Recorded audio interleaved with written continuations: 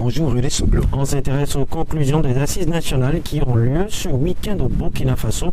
L'une des décisions majeures issues de ces assises a été la désignation du capitaine Ibrahim Traoré pour conduire la transition.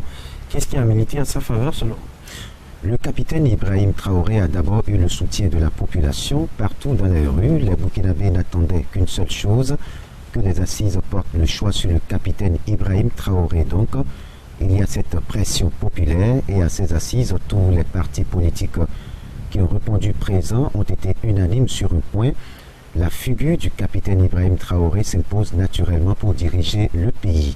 Ces formations politiques disent n'avoir aucune raison de douter de ses capacités. À cela s'ajoutent d'autres atouts.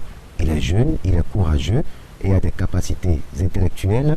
Le capitaine Ibrahim Traoré est vu comme l'homme qui a amené le recentrage de la transition sur ses objectifs initiaux.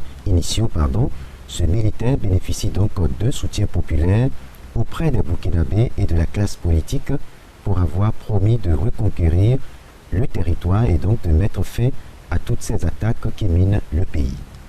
Et puis, pendant ce temps, on va revenir un peu sur les missions assignées à cette transition. Quelles sont les conclusions issues des assises nationales les 14 et 15 octobre?